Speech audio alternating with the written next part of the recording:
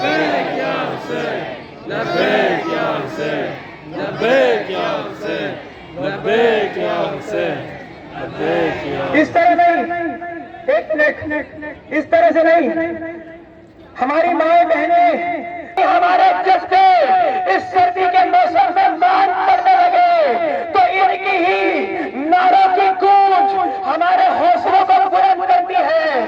اور یہ یاد رکھنا، آپ کی فتح تاریخ میں لکھی ہوئی ہے۔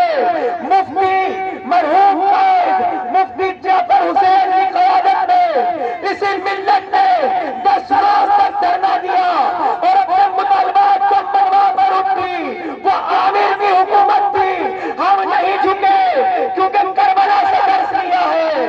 2008 میں ہم نے دھرنا دیا، سر نہیں جھکے، کٹ تو گئے لیکن جھکے نہیں۔ 13 میں یہی ملت 2 مرتبہ سڑکوں پر آئی، اپنے مطالبات منوا کر اٹھی، بلوچستان حکومت کا تختہ الٹ کر اٹھی، لیکن ظالم کے آگے سر نہیں جھکایا۔ اسی جذبے کے ساتھ جواب دینا ہے۔ یہ مائیں بہنیں، میرے بھائی آپ نے بھی جواب دینا ہے۔ پہلے ہماری مائیں جواب دیں گی کہ آپ زینبی کردار رکھتی ہیں، وہ زینب کبریٰ کہ جنہوں نے شام اور کوفہ کے بازار میں کربلا کی فکر کو عام کیا، مظلومیت کا پرچار کیا، ظلم کے خلاف آواز بلند کی۔ آپ بھی وہی کردار لے کر آئی ہے۔ جذبے سے ان لواحقین شہداء کو بتانا ہے کہ جب تم اپنے مطالبات کے لیے بیٹھے ہوئے ہو، یہ ملت جعفر یا پاکستان 10 روز لگ جائے، 1 مہینہ لگے یا 126 دن، ہم تمہاری آواز میں آواز ملاتے رہیں گے۔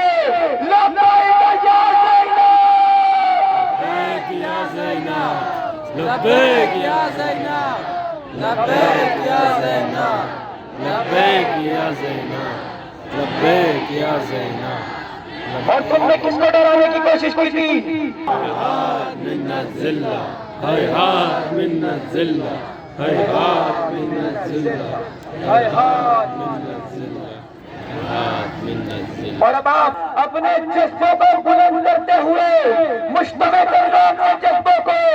ایشیان حیدر کرار کہ تمہارے نعروں سے دشمن لرز اٹھتا ہے۔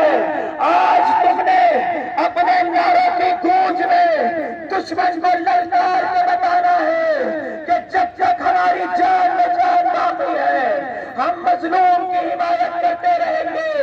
وہ نعرہ لگانا ہے جس کی کربلا میں حسین بنیاد تھی، یہ سوچ کر لگانا نعرہ کہ تم میدان جنگ میں ہو، یہ سوچ کر لگانا نعرہ کہ تمہاری مائیں بہنیں آل اولاد میدان جنگ میں ہے، یہ سوچ کر نعرہ لگانا کہ وقت کا امام ابھی پردہ غیب میں ہے، یہ سوچ کر نعرہ لگانا کہ جب ظہور ہو تو وقت کے امام کو حلمن کی صدا نہ لگانی پڑے۔ لبیک یا لبیک یا حسین، لبیک یا حسین، لبیک یا حسین، لبیک یا حسین، لبیک یا حسین، لبیک یا حسین، لبیک یا حسین، لبیک یا حسین، لبیک یا حسین۔ ماشاءاللہ، جزاک اللہ۔